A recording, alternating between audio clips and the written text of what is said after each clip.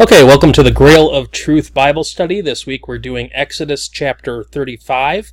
I have Sharon's on the line with us. She's doing the Bible study with us. And if anybody listening to this wants to join in with these Bible studies, just leave a comment or like and subscribe and let us know, and we'll give you the time and the info on how to participate. So we appreciate you listening. And without further ado, let's go ahead and start Exodus 35. And Sharon, you there? Yep. Okay. So we are in Exodus 35. We're using the English Standard Version. If you need to follow along, you can use blueletterbible.org and just select the ESV version. Okay, Exodus 35 verse 1. Moses assembled all the congregation of the people of Israel and said to them, "These are the things that the Lord has commanded you to do. 6 days shall work be done, but on the seventh day you shall have a Sabbath of solemn rest, holy to the Lord. Whoever does any work on it shall be put to death. You shall kindle no fire in all your dwelling places on the Sabbath day." Moses said to all the congregation of all the people of Israel, "This is the thing that the Lord has commanded. Take from among you a contribution to the Lord, whoever is of a generous heart, and let him bring the Lord's contribution, gold, silver, and bronze, blue and purple and scarlet yarns, and fine twined linen, goat's hair, tanned ram's skins, and goat skins, acacia wood, oil for the light, spices for the anointing, spices for the anointing oil, and for the fragrant incense, and onyx stones, and stones for setting, for the ephod and for the breastpiece. Let every skillful craftsman among you come and make all that the Lord has commanded: the tabernacle, its tent and its covering, its hooks and its frames, its bars, its pillars and its bases, the ark with its poles, the mercy seat, and the veil of the screen, the table with its poles and all its utensils, and the bread of the presence, the lampstand also for the light, with its utensils and its lamps, and the oil for the light, and the altar of incense with its poles, and the anointing oil, and the fragrant incense, and the screen for the door, and at the door of the tabernacle, the altar of burnt offering with its grafting of bronze, its poles and all its utensils, the basin and its stand, the hangings of the court, the pillars and its bases, and the screen for the gate of the court, the pegs of the tabernacle and the pegs of the court and their cords, the finely worked garments for ministering in the holy place, the holy garments for Aaron the priest, and the garments of his sons for their service as priests. Then all the congregation of the people of Israel departed from the presence of Moses. And they came, every one whose heart stirred him, and every one whose spirit moved him, and brought the Lord's contribution to be used for the tent of meeting, and for all its service, and for the holy garments. So they came, both men and women, all who were of a willing heart, brought brooches and earrings and signet rings and amulets and all sorts of gold objects. Every man dedicated an offering of gold to the Lord. And every one who possessed blue and purple or scarlet yarns, or fine linen, or goat's hair, or tanned ram skins, or goat skins, brought them. Everyone who could make a contribution of silver or bronze brought it as the Lord's contribution, and everyone who possessed acacia wood of any use in the work brought it.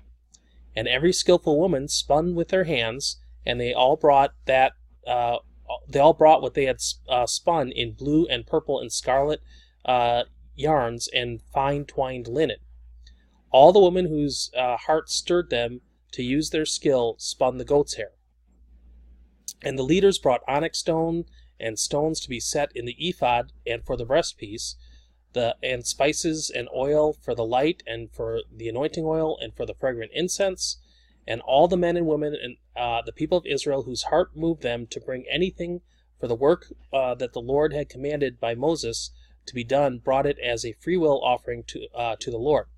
Then Moses said to the people of Israel, "See, the Lord has called by name Bezalel, son of Uri, son of Hur, of the tribe of Judah, and he has filled him with the Spirit of God, with skill and intelligence and knowledge, and with all craftsmanship, to devise artistic designs, to work in gold and silver and bronze, in cutting stones, in setting and in carving wood, for work in every skilled craft.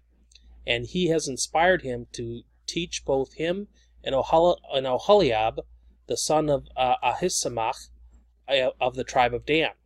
He has filled them with skill to do every sort of work done by an engraver, or by a designer, or by an embroiderer, in the blue and purple and scarlet yarns and fine twined linen, or by a weaver, by any sort of workman or skilled designer.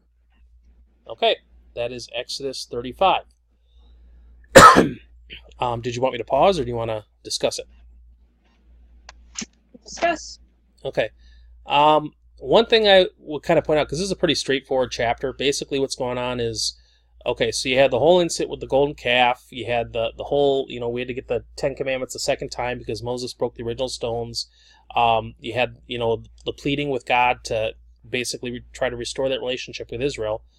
And so now, finally, Moses is going about doing what he was originally given by God to have done when he first got the Ten Commandments, before the whole golden calf thing ever happened, which was, here's the tabernacle, here's how to make it, here's how you make the priest's clothes, here's how you make the jeweled breastplate, all that kind of stuff. And then you're going to have a couple people that God is going to place within them certain skill and knowledge to be able to construct all these things. And so that's basically, finally, after that whole golden calf thing, we finally got to this point. And so this is basically just a description of all the things that was told by God to make, and they went about making them. All the people who were inspired by God to bring forth supplies and to work on it, they all brought it forth, and the tabernacle gets built. So one thing to notice here, if you go back in chapter, let's see, I think it's 33, this is after the golden calf incident.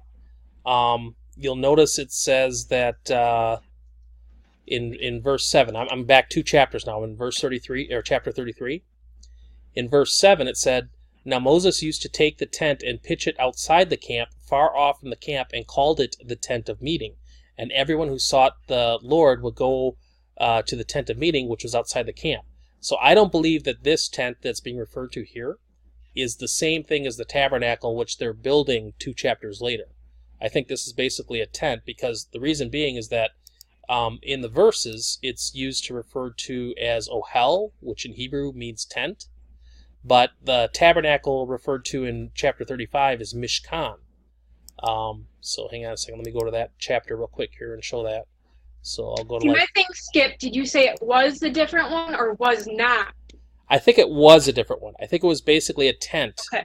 And it's not the tabernacle they're building, because in chapter 35, they call the tabernacle by the Hebrew word Mishkan, which is not Ohel. Ohel is a tent. And also, there's Joshua spends time in the tent, and he's not a Levite, so if it was the tabernacle, I don't think he'd be allowed in it. So, anyways, so that's kind of the gist of the chapter. It's pretty straightforward. It's just they're building the tabernacle after the whole golden calf incident.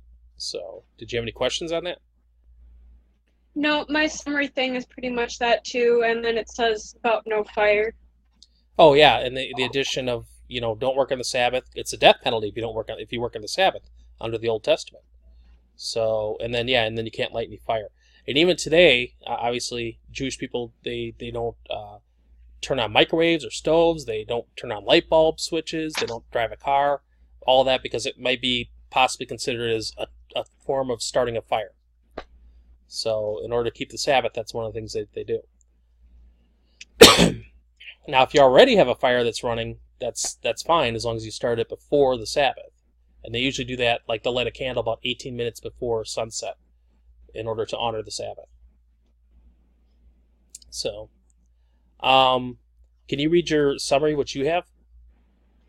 Moses tells Israel about the Sabbath, no fire to be kindled on the Sabbath day. Moses asked for offerings to help build the tabernacle. Offerings are made, but whatever that name is and the other name are designated as the artistic coordinators of the tabernacle.